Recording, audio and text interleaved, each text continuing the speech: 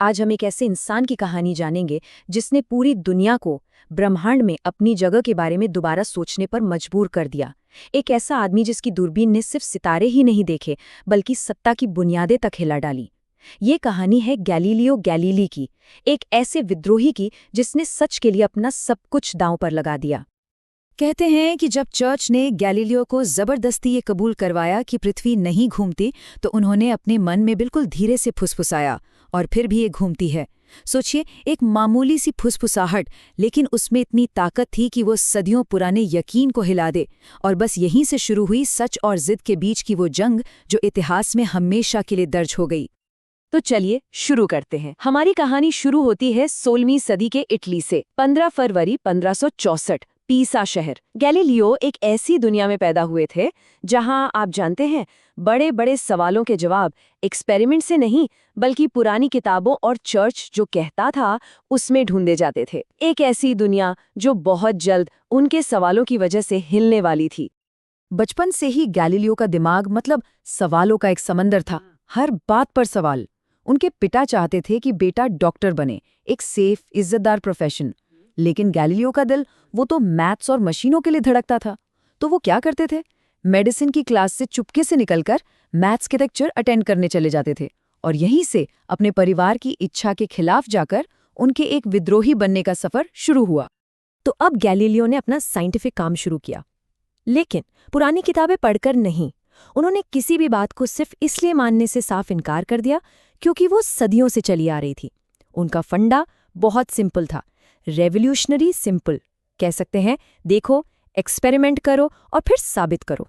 और बस इसी एक मंत्र के साथ उन्होंने अपने जमाने की हर मानी हुई बात की नींव हिलानी शुरू कर दी। जरा सोचिए, गैलीलियो एक चर्च में बैठे हैं, शायद बोर हो रहे हैं।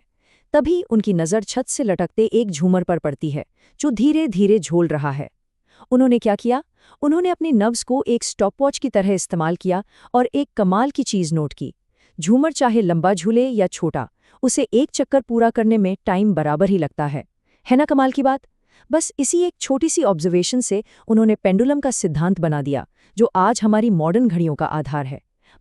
रोजमर्रा की चीज़ों में यूनिवर्स के नियम देख लेना, ये था उनका टैलेंट। लगभग 2000 साल से पूरी दुनिया अरस्तु की एक बात मानती आई थी कि भारी चीजें हल्की चीजों से ज्यादा तेजी से गिरती हैं। सुनने में तो लॉजिकल लगता है ना? पर गैलीलियो को इस पर यकीन नहीं था। तो कहानी कुछ यूं है कि वो पीसा की मशहूर झुकी हुई मीनार पर चढ़ गए और सबके सामने उन्होंने 2 अलग-अलग वजन की गेंदें एक साथ नीचे गिरा दी। नतीजा, दोनों गेंदें लगभग एक ही साथ जमीन पर गिरीं। बस एक एक्सपेरिमेंट और 2000 साल पुरानी सच्चाई चकनाचूर हो गई। उन्होंने साबित कर दिया कि गिरने की स्पीड वजन पर नहीं, गुरुत्वाकर्षण पर निर्भर करती है। और अब आता है गैलीलियो की कहानी का और शायद विज्ञान के इतिहास का सबसे बड़ा टर्निंग पॉइंट। एक बात साफ कर दूं, गैलीलियो ने टेलीस्कोप का आविष्कार नहीं किया था, लेकिन उन्होंने जो किया वो उससे भी बड़ा था। उन्होंने एक साधारण सी दूरबीन ली, उसे कई गुना बेहतर बनाया और फिर उसे आसमान की तरफ घुमा दिया। ऐसा पहले किसी ने नहीं सोचा था, और इस एक काम ने ब्रह्मांड में एक ऐसी खिड़की खोल दी जो इंसानियत को हमेशा के लिए बदलने वाली थी। उनकी दूरबीन चीजों को 30 गुना, जी हाँ 30 टाइम्स बड़ा दिखा सकती थी। उस जमाने के हिसाब से ये सोचना भी मुश्किल था। ये सिर्फ एक इम्प्रूवमेंट नहीं था, ये एक तरह की सुपर पावर थी। इस एक डिवाइस से वो उन चीजों को देख सकते थे जो अदृश्य थीं, उन रहस्यों से पर्दा उठा सकते थे जो हजारों सालों से हमारे सिर के ठीक ऊपर छुपे हुए थे। और उन्होंने अपनी दूरबीन से जो देखा वो होश उड़ा देने वाला था। उन्होंने देखा कि चांद कोई चिकना परफेक्ट गोला नहीं है जैसा सब मानते थे, बल्कि वो तो हमारी धरती की तरह ही पहाड़ों और गड्ढों से भरी एक दुनिया है। फिर उन्होंने बृहस्पति ग्रह के पास 4 नए चांद खोज निकाले, एक पूरा मिनी सोलर सिस्टम, जो ये साबित कर रहा था कि हर चीज पृथ्वी के चक्कर नहीं लगाती। और तो और उन्होंने देखा कि शुक्र ग्रह के भी चांद की तरह फेजेस होते हैं, जो तभी हो सकता है जब वो सूरज का चक्कर लगा रहा हो। उनकी हर एक खोज उस पुरानी सोच के ताबूत में एक और कील ठोकने जैसा था, जिसमें पृथ्वी को ब्रह्मांड का केंद्र माना जाता था। इन सारे सबूतों को मिलाकर नतीजा सिर्फ एक ही निकल रहा था, एक ऐसा नतीजा जो सच था पर बहुत ही खतरनाक था। और वो ये था कि पृथ्वी ब्रह्मांड का केंद्र नहीं है, ये भी बाकी ग्रहों की तरह सूरज का चक्कर लगाने वाला बस एक और ग्रह है।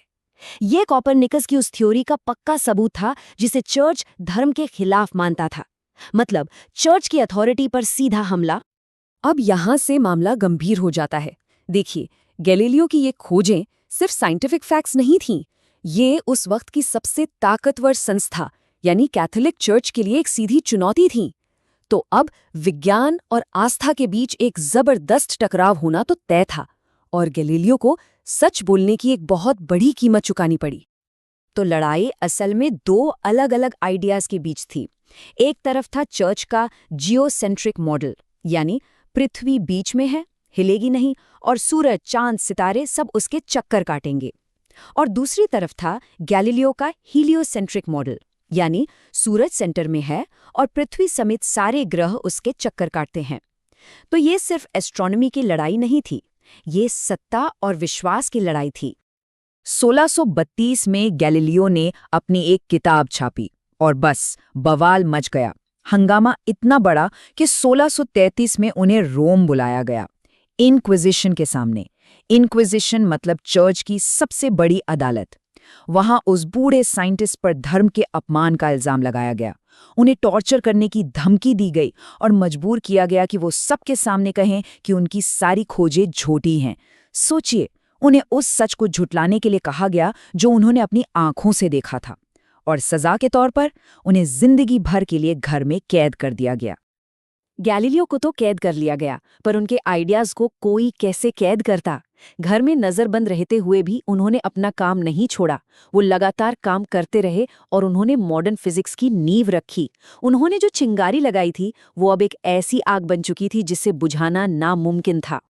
शायद गैलीलियो की सबसे बड़ी देन उनकी खोजें नहीं, बल्कि खोज करने का उनका तरीका था, जिसे हम आज साइंटिफिक मेथड कहते हैं। उनका मैसेज बहुत ही पावरफुल था। किसी बात पर सिर्फ इसलिए यकीन मत करो क्योंकि वो किसी पुरानी किताब में लिखी है या कोई बड़ा आदमी कह रहा है। नहीं, उसे टेस्ट करो, ऑब्जर्व करो, उसे नापो। आज की पूरी साइंस, स्पेस ट्रैवल से लेकर मेडिकल साइंस तक, सब कुछ इसी एक आइडिया पर खड़ा है। और बात यहीं खत्म नहीं होती। मोशन और इनर्शिया यानी गति और जड़ता पर उनके काम ने साइंस के अगले सुपर हीरो आइजैक न्यूटन के लिए स्टेज तैयार कर दिया। इसे ऐसे समझ सकते हैं कि गैलीलियो ने गेंद को हवा में उछाला और न्यूटन ने ये कैलकुलेट किया कि वो गेंद एग्जैक्टली कहाँ और कैसे गिरेगी। 8 जनवरी 1642 गैलीलियो ने अपने ही घर में एक कैदी के तौर पर दम तोड़ दिया। उनका शरीर भले ही टूट चुका था, लेकिन उनके विचार जिंदा थे। उन्हें सच बोलने की सजा मिली थी।